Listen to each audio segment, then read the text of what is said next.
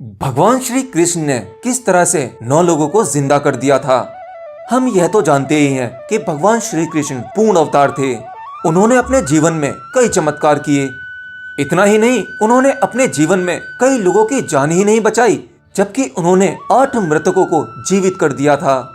श्री कृष्ण भगवान उज्जैन में सांदीपति आश्रम में पढ़ते थे। उनके गुरु सांदीपनि ने उन्हें वेदों के साथ ही कई तरह की विद्याएं भी सिखाई थीं। और जब गुरु दक्षिणा देने का समय आया तो उनके गुरु ने कहा कि मेरे पुत्र को कोई उठाकर ले गया है, उसे वापस ला दो। और फिर भगवान कृष्ण ने उनकी समुद्र में खोज की। तब उन्हें पता चला कि उनका पुत्र तो यमलोक पहुंच गया है, अर्थात वह मर गया है। अब ऐसे में श्री कृष्ण अपने गुरु को दिए हुए वचन को निभाने के लिए उनके पुत्र को यमलोक से भी ले आते हैं। अच्छा, बहुत कम लोग जानते होंगे कि श्री कृष्ण भगवान ने अपनी माता देवकी के 6 मरे हुए पुत्रों को भी वापस बुलाया था। श्री कृष्ण ने देवकी वासुदेव की मुलाकात उनके 6 मृत बच्चों से करवाई थी। यह 6 बच्चे हिरण्यकश्यप के पोते थे और एक शाप में ही जी रहे थे। अर्जुन की पत्नी सुभद्रा से अभिमन्यु का जन्म हुआ।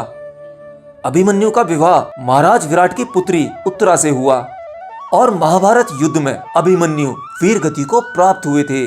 जब महाभारत का युद्ध चल रहा था तब उत्तरा गर्भवती थी।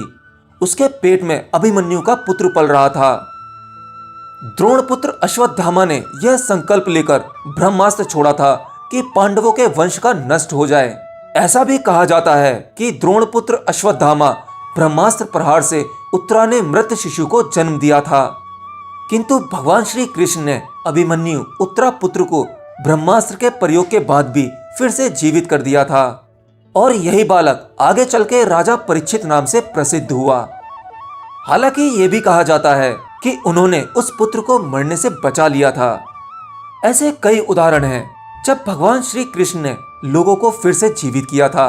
भीम पुत्र घटोत्कच के पुत्र बर्बरिक के गर्दन कटे होने के बावजूद श्री कृष्ण ने उसे महाभारत युद्ध की समाप्ति तक जीवित रखा था और यह एक बहुत बड़ा चमत्कार था।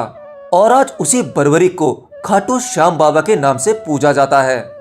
और भगवान श्री कृष्ण ने उन्हें यह वरदान भी दिया था कि जैसे जैसे कलयुग बढ़ेगा खाटू श्याम बाबा की मान्यता बढ़ती जाएगी, लोग उनकी पूजा ज्यादा करने लगेंगे। एनीवे, ये कुछ ऐसे तथ्य थे जो महाभारत काल से लिए गए थे।